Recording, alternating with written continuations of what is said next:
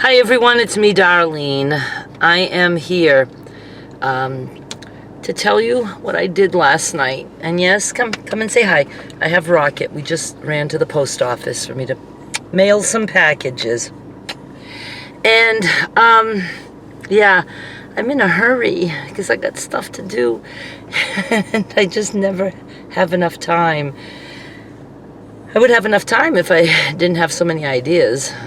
I could accomplish some things. I do accomplish many things. I just don't accomplish all the things I want to accomplish, and I'm wasting time telling you this shit. Last night, Joe and I went to an AA meeting, the one he chose to have his 28-year coin at. He can pick whatever meeting he wants. He doesn't have an actual home group because he goes everywhere, but he's been going to this one group in particular, and I have been with him a couple times. It's close to where he stays when he's not with me. His two places to stay with Miss B. And Rocket, just calm down. Don't do itchy. I'm hot. When will I ever have winter weather? I'm ready. I'm ready for 32 below zero. That's what I want right now. That meeting is closer to there, so he goes there often, and he decided he wanted to have his 28-year coin celebration there. And he asked me about a month ago if I would be the one to present it to him. And I know it meant a lot for him to have me do it. But I was like, oh my fucking word. I am so nervous about stuff like that. And I had a whole month to dwell on it. But I told him, well, yes, but I don't know what to say. What am I going to do? I'm going to screw up. And I just was miserable about it. And then, as the month went on, I wasn't as worried about it. But then I started to really worry about it again. And it was to the point where I was like, I don't know if I can do it. And he says, look, he goes, I understand that you're very nervous about it. And he said, you don't have to. Come on me, because you're making noise over there.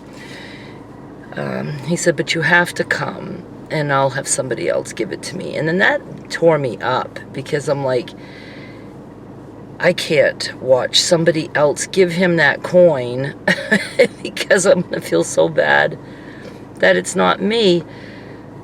So I told him I would do it, and I just went back and forth with it. And the day before that was happening, I was just a mess. I was a hot mess.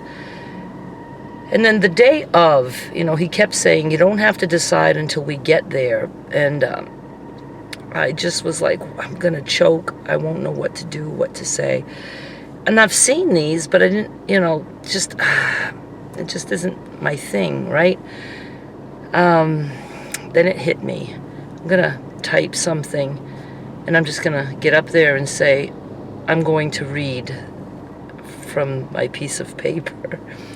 And I didn't want to tell Joe I was doing that because I was afraid he'd be like, you can't do that. I mean, that's, I thought he won't think it's personal.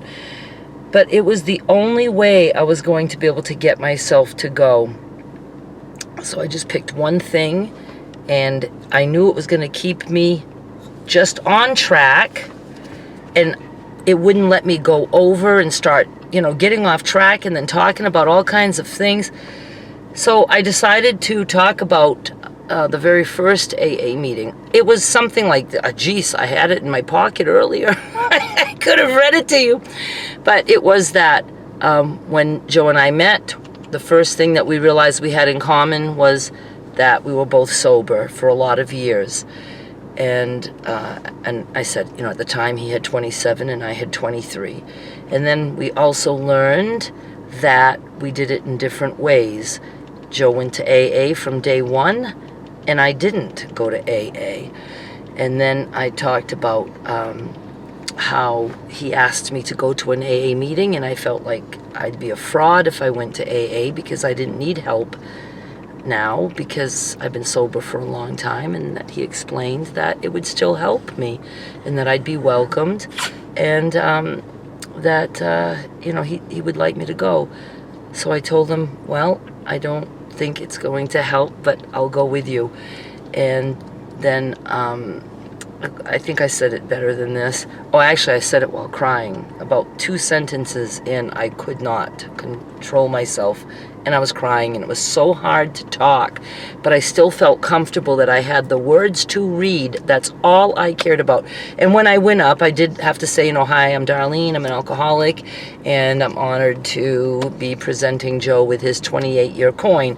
And I was able to do that without reading. And then I said, I'm very, very nervous, and I hope nobody minds, but I wrote down the words I want to say, and I'm going to read them.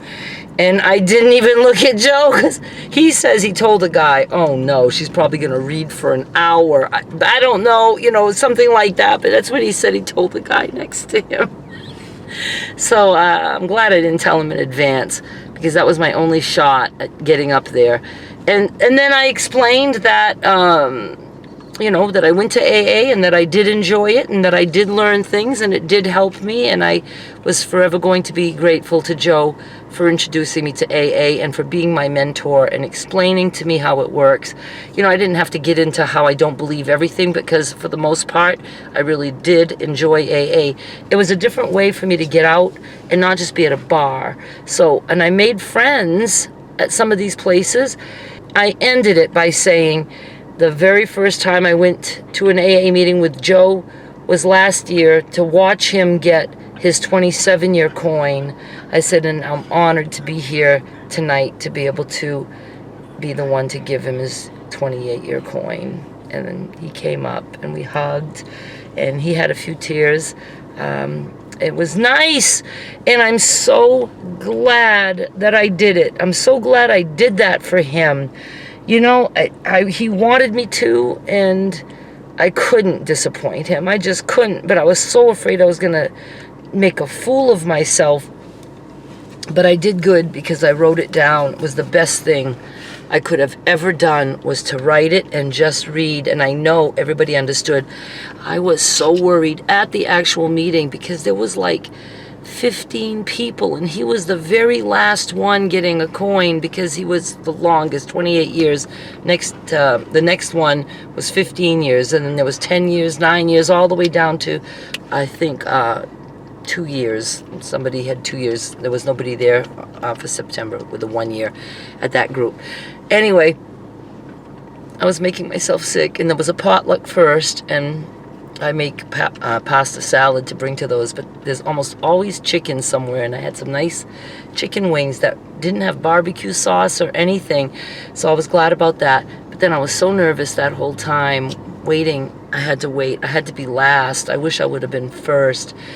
But Joe spoke, and he did a good job. He's very used to doing that, and I was just very proud of him. And he talked about how he put himself into treatment to try to help his mental health, and he's very open and honest about those things. And anyway, I was so relieved. And then we heard a speaker, and that was good. So anyway, I did it, and I don't know. Will I know him next year? I'll always know Joe. I'm not going to forget Joe, right? But, I don't know, and I'm not looking ahead like that. If we're still in touch in a year from now and he wants me to give him his coin, I will absolutely do that for him again. So now I want to tell you a little Low Sugar Joe story. You guys have seen even a video of when he woke up with low sugar and he was just out of it. I can't really remember all the things he was saying, but I recorded it, and I have that video. I'll link to it in the description, and I'll put it on the end screen. I can't remember what it's called, but I recorded him when he was, woke up and he had low sugar, and he's very, very sweet when he has low sugar. When he has high sugar, he's a little bit more irritated, and it's different. I can tell the difference between low sugar for him and high sugar. Low sugar, he's like a little kitten, and he's so sweet, and he looks at me like he's looking right through me. It's so weird. So the very first night that I had him stay with me, because he had a doctor appointment the next day, And that was the reason I said, you have to stay here, because I'm not going to go try to pick you up. And if you're not answering, and, I won't know. And I'm not going in Miss B's house to see you, So I said, you have to stay with me so I'll know.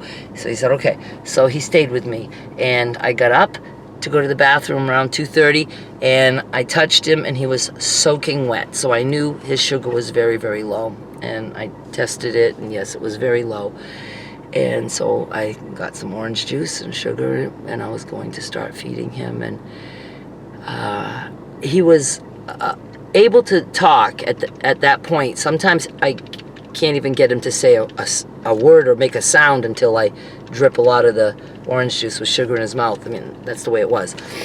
And he was laying in bed, and he looks at me. Now, he's laying flat, but, so he's like looking up at me. I'm sitting there, and he goes, "Where have you been?" I often wondered, does he miss me? When he has his sugar lows, does he think about me? Does he miss me? So it's going to make me cry, but no, I don't want to cry. He starts crying because he sees me there, and he goes, "Where have you been?" And I said, "I'm right here." He goes, "No, where have you been? I've been looking for you for so long." And he goes, "Where were you?" And he's talking like that, and I said, "I was right here." And he goes, "This is how I looked for you." And he makes himself all straight on the bed. Now he has no blankets on, and he's naked, and he's all straight, and so his arm is on the mattress, and he goes, "I looked for you like this." It was like half a snow angel, and he put his arm out, and he was looking for me. He goes, "You weren't here." And I said, "Well, I'm here now." He goes, "How long have you been here?" And I said, "Just a little while." He goes, "I looked for you and looked for you. I looked for you for so long." And he's not like crying out loud, but his face is covered in tears. And then he looks at me, he goes, "I looked for you for 10 minutes.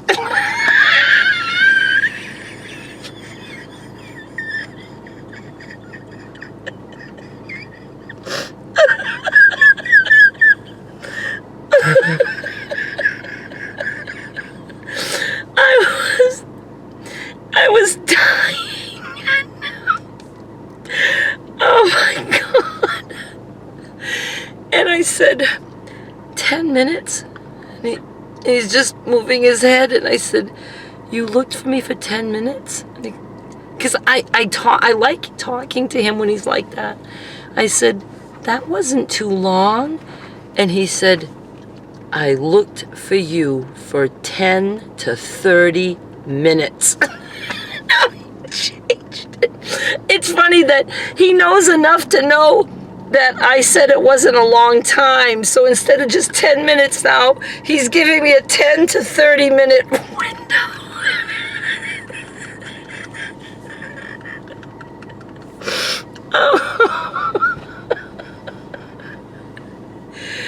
Oh, it was just, I wish I would have had that recorded, because he doesn't remember any of that stuff after. He doesn't remember it at all. And he's so funny when he's like that. And he was so serious, but I'll never forget him being on the bed showing me that. That's how he looked for me. He was just trying to see if I was in the bed next to him.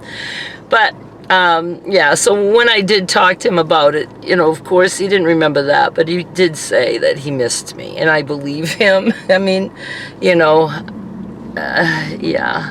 So, and then there was another night. It wasn't as funny, but it's still, I didn't have orange juice, so I had milk, and I said, "I'm going to put some sugar in milk, and he's going to think that that's like a milkshake." So I shook it and made it all frosty. It was just bubbly, and I told him here, and he's laying in bed, so I sit with the straw. He was awake enough that he could suck on the straw. I didn't have to, drop the milk in his mouth. And here, you can drink this. And he drinks, and his eyes get big because he liked it. And he's just sucking on that straw. And I was like, okay, that's enough. Like, just, and he would not let me take the cup away from him. And he drank the whole cup without stopping. His eyes were so big. And I was saying, is it good? And he's shaking his head and drinking and drinking and drinking. And he's done. And I take the straw out of his mouth, and he goes, what did I just drink? It's just so funny. It cracks me up. You really would have to be there. You'd have to see his expression. He looks like a wild man when he's in bed. His hair will be hanging in front of his face, and it's just, oh my God. So that's the fun I have with Joe. And there's another meeting tonight where there's birthdays. They call it birthdays, sobriety birthdays. Rocket, honey, I just gave him another bath, and he likes to chew after a bath. So, yeah, we keep trying all the home remedies for the itchiness. He doesn't have fleas. There's not a flea on him. And anyway, Joe wants to go to that, so I told him I'd go. And this is the group that I went to with him last week, and I loved that group, so I'm excited. But I wanted to, you know, just let you guys know. I'm looking at the time because I got to get this video up. I'd like to get it up before I go to that meeting. Yeah, and that's it. I just wanted to tell you that I was very proud of myself. I mean, I'm not supposed to be happy for myself because I gave him a coin. I'm happy for him, obviously, that he's got 28 years of no drinking and no drugs. I mean, he was a heroin addict, big time, bad, as started very, very young. I still would like him to tell his story at some point, but not right now. What are you doing? You're acting like your silly, silly daddy. You're acting silly right now. Yes, you are. Okay. Yeah. Yeah. I laughed so hard. He just stuck his tongue out. I had no clue. Why do people want to be this close to me? I had no clue that when I was telling the little story about Rocket and his girlfriends, that he had his tongue sticking out almost the whole time. It was so cute. Anyway, I don't even know what I was saying. I just know I have to go. Thanks so much for watching. Please subscribe, and I'll be back with more soon. Bye. Bye. Okay, go.